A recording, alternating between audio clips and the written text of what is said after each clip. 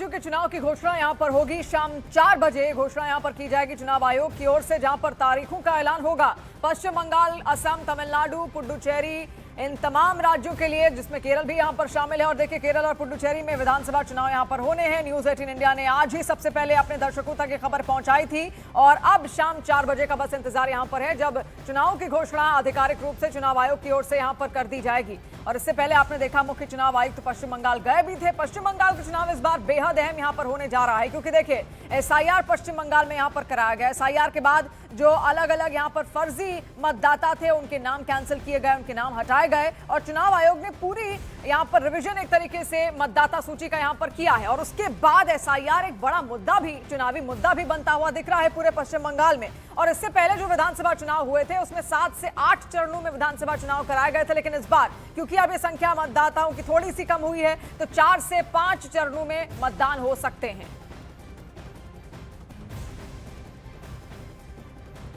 और देखिए, चुनाव के ऐलान के साथ ही जीत के दावे भी होने लगे हैं। सबसे ज्यादा जहां माहौल गर्म है वो है पश्चिम बंगाल, और बीजेपी यहां पर बदलाव का दावा कर रही है।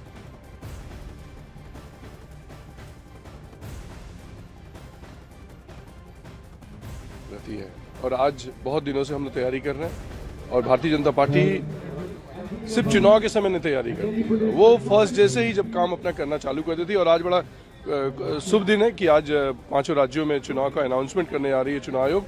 और मुझे लगता है कि हम जीत के लिए तैयार हैं। हमारे कार्यकर्ता मेहनत पे, हमारे कार्यकर्ता ग्राउंड पे हैं और मुझे लगता है कि बहुत अच्छा होगा और चुनाव भारतीय जनता पार्टी के पक्ष में होगा। इलेक्शन का टाइम इलेक्शन होगा, ये तो बहुत बड़ी बात है। इलेक्शन तो होने वाला है, होने दीजिए। क्या उम्मीद कर रहे हैं इस बार अच्छा रिजल्ट होगा। 5 में तो हम लोग अच्छा रिजल्ट करेंगे, सरकार भी बनाएंगे। कल प्राइम मिनिस्टर की रैली भी हुई, एकदम बहुत बढ़िया से हुआ, मैसेज जा रहा है पूरा। बंगाल से एमपी हैं सर, क्या उम्मीद कर रहे हैं बंगाल में इस बार? श्योर, इस बार तृणमूल लॉस होगा। तो देखा आपने, तमाम प्रतिक्रियाएं भी सामने आने लगी हैं, जो कि सियासी प्रतिक्रियाएं हैं, चुनावी प्रतिक्रियाएं हैं। और हर पार्टी यही कह रही है कि हम वहां पर चुनाव जीतेंगे, लेकिन जीतेगा कौन? क्योंकि ममता बनर्जी यानी कि टीएमसी की ओर से कोशिश यही होगी कि फिर से वो सत्ता पर काबिज हो और जो अब तक की उनकी सत्ता यहां पर रही है इतने सालों की, वो कहीं खो ना जाए, हाथ से निकल ना जाए, ये प्रयास उनका रहेगा। वहीं बीजेपी ये कह रही है कि इस बार सत्ता में वो आने वाले हैं। प्रधानमंत्री नरेंद्र मोदी कई रैलियां अब तक वहां पर कर चुके हैं, गृहमंत्री अमित शाह कई दौर की बैठकें वहां पर कर चुके हैं अधिकारियों के साथ मिलकर। इसके अलावा जितने भी वहां पर बीजेपी के कोर कार्यकर्ता हैं उनके साथ मिलकर, और इसीलिए अब हर पार्टी कमर कस चुकी है। इसके अलावा मुख्य चुनाव आयुक्त भी यहां पर जाते हुए दिखे, जहां पर उनका यह कहना था कि उनका ये दौरा बेहद अहम है, क्योंकि कोशिश उनकी है कि पारदर्शिता, ट्रांसपेरेंसी इन चुनावों में किसी भी तरीके से बरती जाए और कोई भी धांधली ना हो। उसको लेकर वो निरीक्षण करने पश्चिम बंगाल पहुंचे भी थे। पश्चिम बंगाल में एसआईआर हुआ था, आपको याद होगा। एसआईआर को बड़ा चढ़ाकर वहां पर किस तरीके से उसका विरोध भी वहां सत्ता पक्ष यानी कि ममता बनर्जी की सरकार की ओर से किया गया था। लगातार उसको चुनावी मुद्दा बनाने का प्रयास इन चुनावों में हो भी रहा है। और देखिए, इसी के बलबूते आप देखिए, बीजेपी का दावा है कि एसआईआर हो चुका है, जितने भी फर्जी वोटर्स थे उनके नाम हटाए गए हैं। तो इसलिए एक बड़ा मुद्दा इस बार के चुनाव में पश्चिम बंगाल में एसआईआर का यहां पर रहने वाला है। हालांकि हर राजनीतिक दल का यही कहना है कि वो ही जीतेंगे, लेकिन जीतेगा कौन? देखिए, ये तो पश्चिम बंगाल की जनता ही यहां पर बताएगी कि आने वाला भविष्य किसके लिए बेहद सुनहरा यहां पर होने वाला है। जहां पर निर्मम सरकार का नारा दिया गया है प्रधानमंत्री नरेंद्र मोदी की ओर से, उनका यह कहना है कि निर्मम सरकार अब हट जाएगी, उसको जनता नहीं चुनेगी। वहीं ममता बनर्जी बार बार दावा कर रही हैं कि वो फिर से एक बार सत्ता में यहां पर आएंगे और बीजेपी का पश्चिम बंगाल में कुछ भी नहीं होगा। और हमारे 2 सहयोगी इस वक्त, कोमोलिका, इसके अलावा नीरज कुमार भी हमारे साथ जुड़ रहे हैं। सबसे पहले नीरज, आपसे ही अपडेट यहां पर लेंगे। शाम 4 बजे घोषणा यहां पर होगी, लेकिन पश्चिम बंगाल के लिहाज से देखा जाए, जैसा आप भी इससे पहले जिक्र कर रहे थे नीरज, बहुत अहम इस बार के चुनाव वहां पर होंगे। जो चरण है वो भी शायद इस बार कम हो जाएंगे, क्योंकि जितने भी फर्जी वोटर्स थे उनको हटा दिया गया। यानी बहुत डिफरेंट चुनाव इस बार पश्चिम बंगाल का होगा। शिवांगी, देखिए, आपने ठीक कहा कि थोड़ी देर पहले हम लोग इस बात का जिक्र कर रहे थे कि बंगाल में इस बार पहले की तुलना में चुनावी चरण कम होंगे। जो हमें जानकारी मिली है 3 से 4 चरणों में चुनाव होंगे। बिल्कुल, एसआईआर का मुद्दा जो है बाकी राज्यों में तो खत्म हो गया है, जहां जहां एसआईआर कराया गया है, लेकिन बंगाल में इस वक्त वो अभी भी चल रहा है, क्योंकि 60 लाख ऐसे मतदाता है जिन्हें विचाराधीन कैटेगरी में चुनाव आयोग की तरफ से डाला गया है। तो उन मतदाताओं के भविष्य का क्या होगा वो आने वाले वक्त में पता चलेगा। हालांकि नॉमिनेशन से पहले वो अपने आप को सप्लीमेंट्री लिस्ट में ऐड करवा सकते हैं अगर उनकी जांच पूरी तरह से हो जाए। लेकिन राजनीतिक दलों की तरफ से शिवांगी तैयारी कर ली गई है। कांग्रेस की बात करें, बीजेपी की बात करें, टीएमसी की बात करें, डीएमके की बात करें, लेफ्ट की बात करें, उन्होंने अपने अपने राज्यों में तमाम चुनावी तैयारियां कर ली हैं। डीएमके और कांग्रेस के बीच सीटों को लेकर तमिलनाडु में सहमति बन गई है। बंगाल में कांग्रेस का आधार कमजोर है। लेफ्ट के मुकाबले कांग्रेस इस बार केरल में उम्मीद लगाए बैठी है। और असम में प्रियंका गांधी को जिस तरह से कांग्रेस ने स्क्रीनिंग कमेटी का अध्यक्ष बना के उतारा और गौरव गोगोई को उसके पहले कांग्रेस का प्रदेश अध्यक्ष बनाया, उसके बाद कांग्रेस और बीजेपी के बीच मुकाबला वहां टक्कर का है और 65 सीटों पर कांग्रेस पार्टी ने अपने उम्मीदवारों का ऐलान भी कर दिया। तो चुनाव की घोषणा से पहले ही राजनीतिक दलों ने अपने बुनियाद को मजबूत किया है।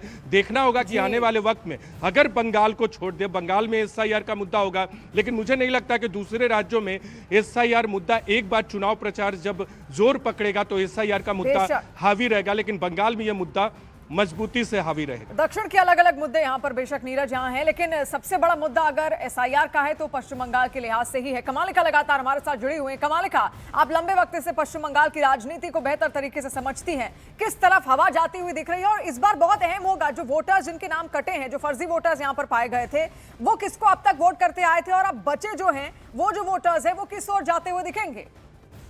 देखिए, वही है कि हवा का रुख किस तरफ बदलेगा, यही सबसे बड़ा सवाल जो आज से शुरू हुआ है और इसका अंत शायद मई महीने में जाके होगा।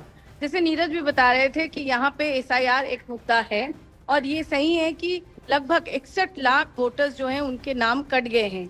61 लाख वो वोटर्स छोड़ के हमारे फिर भी 61 लाख और हैं जो एडजुडिकेशन में है। उनको अभी पता नहीं है कि उनका नाम रहेगा या नहीं रहेगा, और यही जो जगह है, ये जगह सबसे सेंसिटिव है, क्योंकि ये एक भारी तादाद पे देखा गया है। मालदा, मुर्शिदाबाद में जो माइनॉरिटीज हैं उनके नाम यहाँ पे इस एडजुडिकेशन लिस्ट में आए हैं। तो क्या वो वोट दे पाएंगे, ये एक बहुत बड़ा सवाल है।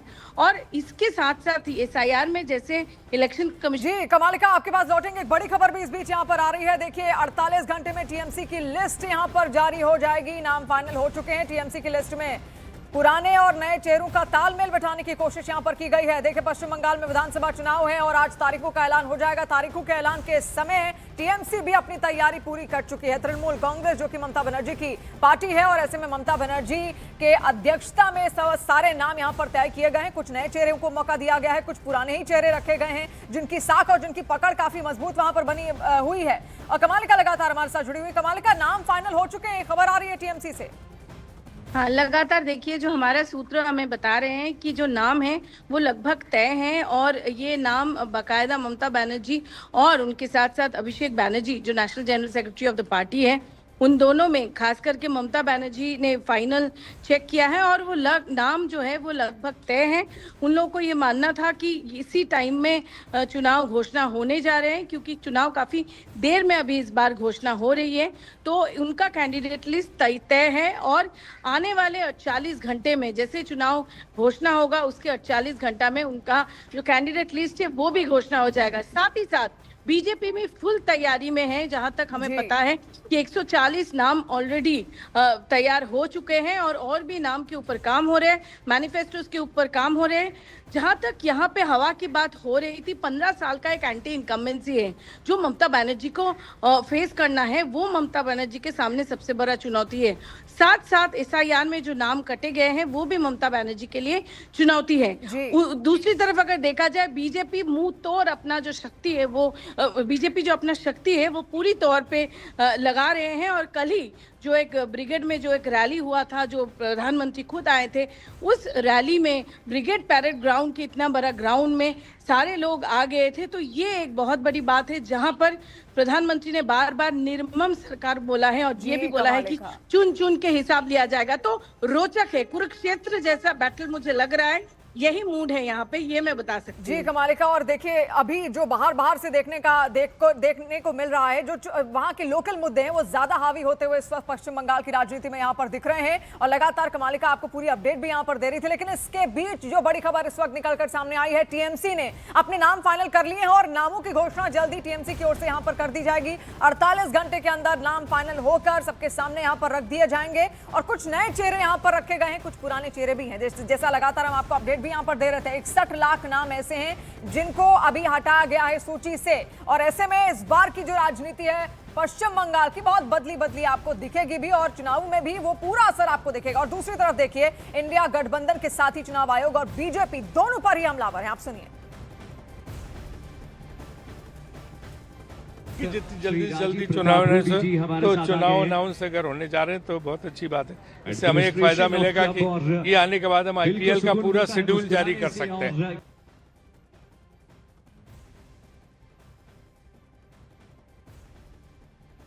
इलेक्शन कमीशन की प्रेस कॉन्फ्रेंस कहाँ है मुझे मालूम नहीं, शायद बीजेपी के हेडक्वार्टर में हो सकती है। अभी का जो निवडणूक चुनाव आयोग है वो भारतीय जनता पार्टी का एक्सटेंडेड ब्रांच है। तो अगर कोई बड़ी कॉन्फ्रेंस होने जा रही है तो भारतीय जनता पार्टी के दिल्ली के मुख्यालय में अगर चुनाव आयोग करता है तो मुझे आश्चर्य नहीं होगा।